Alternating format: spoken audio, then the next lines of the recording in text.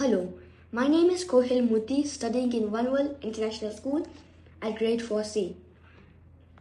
Today, my Kutahal challenge is a mini rocket launch.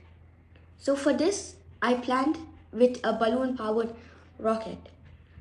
So this is the materials I used. Paper and tape and a balloon and a pump. So, how to build it? Use the A4 paper and make it into a cylinder and use tape to stick it.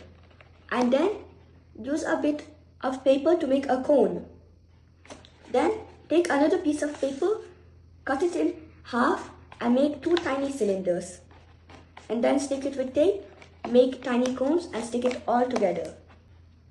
Usually, rockets have a cylinder body and the cone at the top. Why? Because of aerodynamics.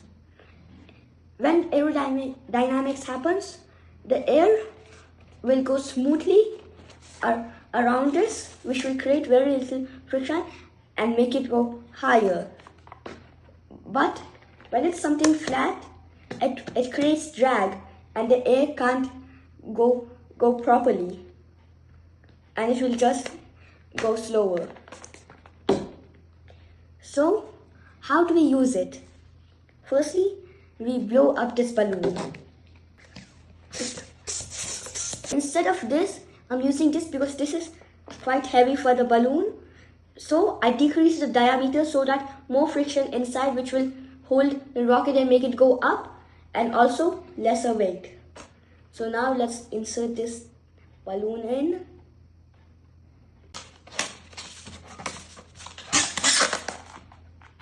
Okay, now we're going to test it. Let me finally launch this balloon-powered rocket with air as its fuel in 5, 4, 3, 2, 1, and take off. How did this work? It worked on Newton's third law. For every action, there's equal and opposite reaction.